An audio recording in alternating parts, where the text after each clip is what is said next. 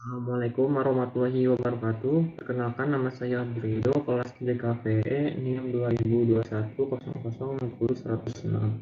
Di sini saya akan mempresentasikan infografis yang saya buat untuk UTS Sejarah Desain.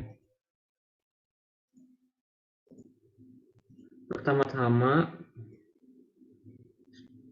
infografis yang saya buat itu prasejarah hingga era seni Art Deco. Yang pertama, prasejarah pada tahun 3500 tahun sebelum Masehi sampai 4000 tahun sebelum Masehi. Teknik lukisan prasejarah, orang prasejarah akan menggunakan benda-benda alam untuk mengecat dinding gua. Untuk mensketsanya ke dalam batu, mereka bisa menggunakan alat tajam atau tombak. Cat atau warna yang mungkin mereka gunakan berasal dari buah beri, tanah liat atau jelaga atau arang. Nah, zaman batu muda, Neolitikum, di samping ini ada fotonya. Dan zaman seni kuno mengacu pada berbagai jenis seni yang dihasilkan oleh budaya maju masyarakat kuno dengan beberapa bentuk tulisan seperti Cina kuno, India, Mesopotamia, Persia, Palestina, Mesir, Yunani, dan Roma. Seni masyarakat Prakersara biasanya disebut sebagai seni prasejarah dan tidak tercakup di sini.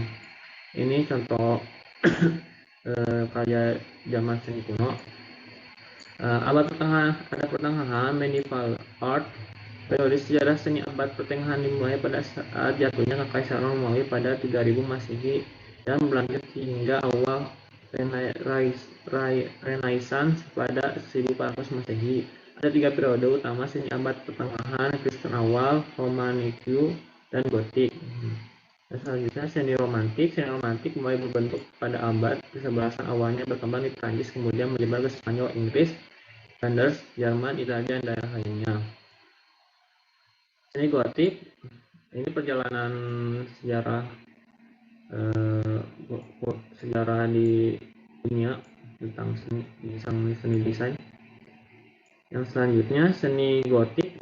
Gaya gotik muncul pada abad ke-12 hingga abad ke-15 Masehi, dikembangkan di Eropa Barat, terutama utara Prancis, selatan Jerman, Inggris, dan wilayah sekitarnya. Gotik sebutannya yang diberikan oleh para humanis zaman Renaissance Italia yang mengaku pada makna kasar, biadab, atau barbar. Nah, era selanjutnya itu era Renaissance ialah suatu periode sejarah yang mencapai titik puncaknya kurang lebih pada tahun 1500. Jika pada masa gotik banyak melihat gereja komposisi arsitektur vertikal, pada masa ini memiliki gejala mengarah pada sifat horizontal. Dan era selanjutnya era Mannerisme. Mannerisme adalah gaya seni rupa, terutama seni lukis, yang berkembang setelah peristiwa jatuhnya kota Roma pada tahun 1527, sesaat setelah runtuhnya masa High Renaissance. Mannerisme memperlihatkan sisi individual seniman di samping juga memengaruhi seni klasik Roma. Selanjutnya era Barok dan era Rokoko. Era Barok tahun 1500 di Roma dan era Rokoko 1700-an di Prancis. Era Barok adalah periode gaya artistik yang dimulai sekitar tahun 1600-an di Roma, Italia, dan berjebat ke sebagian besar Eropa selama abad ke-17 dan ke-18. Faktor terpenting reformasi dan kontrareformasi berkembangan gaya barok yang terkait erat dengan gereja Katolik atau gaya barok didirikan oleh gerakan berlebihan dan tidak jelas.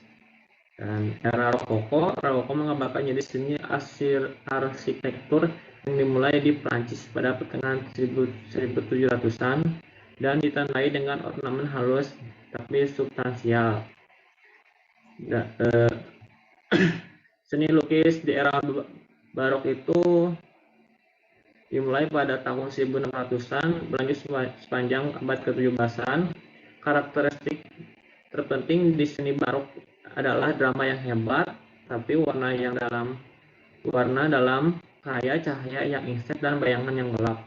Seni lukis di era Rokoko, sifat Rokoko yang halus dan lembut mungkin paling terlihat dalam lukisan zaman ini, menggunakan palet rokok ringan dan dari pasta emas dan putih. Selanjutnya barok dalam arsitektur. Dalam arsitektur barok ciri khasnya adalah menggunakan elemen arsitektur yang memancarkan kehebatan seperti kolam besar, kubah tinggi, lengkungan besar, dan kubah besar. Intinya megah. Rokoko dalam seni arsitektur. Ciri khas rokoko meliputi penggunaan lakukan dan gulungan yang rumit, ornamen berbentuk karang dan tanaman, serta seluruh ruangan berbentuk oval. Barok dalam seni patung. Skulptur. Dalam seni pahat terdapat gerakan dinamis dan energi dari wujud manusia. Rokoko dalam seni di era rokoko dalam seni patung periode rokoko dinamis, teknikal, dan penuh warna. Rasa gerakan segala arah yang mencapai patung-patung ini sangat integrasi dengan arsitektur lukisan dan sering dapat ditemukan di dalam gereja, seperti di gambar berikut ini. Masuk ke era Art and Craft Movement pada tahun 1875 sampai 1915. Karakteristik sederhana, keterbukaan dan motif alam. Sederhana itu bentuk sederhana, salah satunya jadi gaya seni dan kerja tidak ada yang berlebihan. Keterbukaan itu sering karya diekspos, dan alam itu motif seni seperti dadaunan, flora, fauna, bahasa Inggris. Kebenaran bahan menjaga dan menekankan kualitas alami dari bahan yang digunakan untuk membuat benda adalah salah satu prinsip terpenting dari gaya dan kerja. Para penggagasnya ini tokoh-tokoh: John Ruskin, salah satunya William Morris, adalah desainer pola dua dimensi yang brilian. Pada tahun 1861 ia mendirikan perusahaan pertamanya memproduksi berbagai macam benda dekoratif untuk rumah, termasuk furnitur, kain wafer, dan kaca patri. Dan selanjutnya Webb Phillips dirancang pada tahun 1858 sampai 1860 oleh Philip Webb untuk nama William Morris. Menolak gaya klasik agung dan malah menemukan inspirasi dalam arsitektur vernakular Inggris. Selanjutnya era Art Nouveau 1809 sampai 1920 di Eropa. Secara prinsip gerakan ini sejalan dengan apa yang dikemukakan oleh William Morris seperti di atas. Lewat art and craft berkenan dengan penolakan terhadap historisisme, namun dari bentuk yang dikemukakan terlihat berbagai perbedaan yang jelas, terutama dalam menggunakan garis. Tokoh-tokoh gerakan yang satu Siegfried Bing 1838-1905. Di tahun 1895, Bing mengadakan pameran galeri yang baru dibuka dengan menampilkan sejumlah seniman, di antaranya George Seurat, Paul Signac, Harry Tolles, dan selainnya. Itu bertujuan untuk menampilkan karya yang baru. Pameran ini yang telah dijadikan rujukan sebagai lahiran Art Nouveau. Selanjutnya Aubrey Vincent Hadley, Inggris. Seorang ilustrator dan penulis asal Inggris. Ciri khasnya bahasa adalah gambar-gambarnya dengan gelap, sebagian besar terinspirasi oleh karya-karya Jepang. Dan tokoh selanjutnya Victor Horta, Belgia.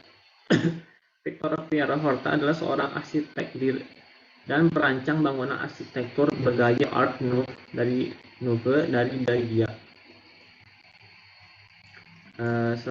Tokoh selanjutnya Gustav Klimt, Austria, salah satu seniman modern terbesar dari Austria. Gustav Klimt adalah pendiri tokoh-tokoh terkemuka dalam gerakan penulisan Wina.